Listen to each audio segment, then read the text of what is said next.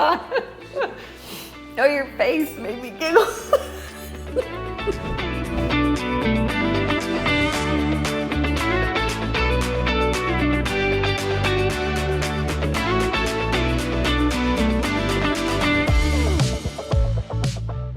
Hi, it's Jess from Knife Light. This is Molly and Nini, and we're chopping vegetables for a salad.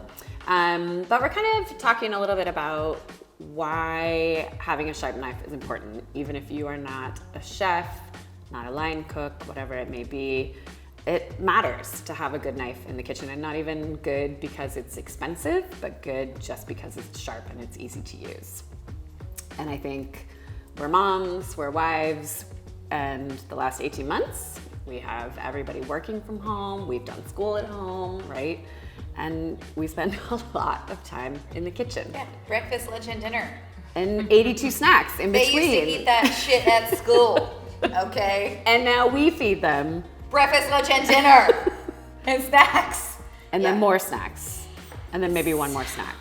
And then you have to try to be healthy with the snacks. Like you have to, like I would feel like vegetables. Like we can't give them Takis. We want to. Oh God. No offense. Oh God. Some Takis. offense to Not Takis. sponsored Takis.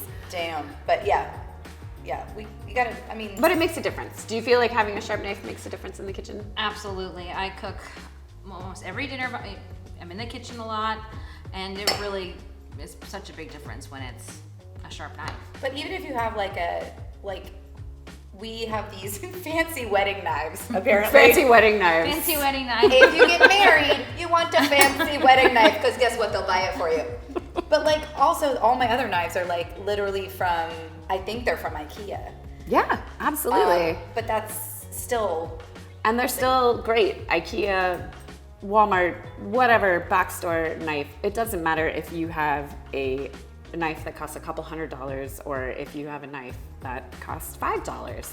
If it's sharp, it's gonna be great. And really the only difference between an inexpensive and expensive is the expensive might hold that sharp edge a little longer, but it's still gonna make night and day difference in your life having a good sharp knife. Yeah, I mean, what I'm hearing is that like you should buy the shitty knives and have to keep using you like every 2 to 3 months. I mean, clearly that's the message we're putting out here. Strike that thing about the fancy. These are pieces of shit. It's No. overpriced. It's Buy IKEA and go to Knife Light. trash knives. So Jesse, how do you know when it's time to get your knife sharpened? Is there a point of no return? Is it when you're cutting in? What are you noticing? What are you looking for when it's time to get your knife sharpened? Well, I would say a common misconception there is never the point of no return. Any knife, unless it is, basically broken in half, can be fixed up.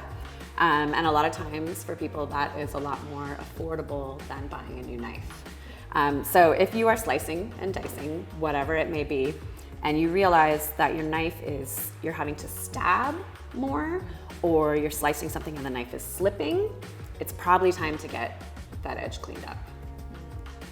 Makes good sense. Does it matter? Like, why?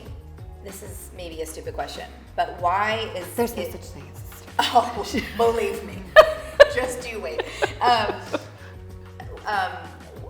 What makes a good knife a good knife? Like, honestly, I can feel like this handle is really heavy, but also this is apparently a very good knife and it's really light. Like, Right. I don't understand. I mean, there are so many different types of knives and styles, and there's Japanese knives and German knives, and you have them at different angles. And I mean, it's a whole thing to unpack. Mm-hmm. But for the average everyday knife user, you want whatever feels comfortable in your hand and whatever works for you.